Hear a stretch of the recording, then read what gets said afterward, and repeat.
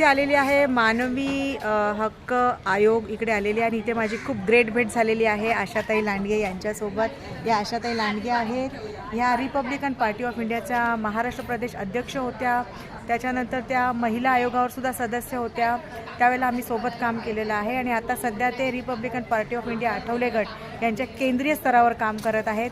तर ग्रेट भेट मला ताई तुम्हाला भेटून खूप बरं वाटलं, खूप फ्लॅशबॅकमध्ये खूप जुन्या आठवणींना उजाळा मला दिला आणि खूप आंदोलनं आम्ही सोबत केलेली आहेत। तर आज या ठिकाणी मनालीताई गवळी यांची आणि माझी भेट झाली। मानवी हक्क आयोगामध्ये त्या आल्या होत्या।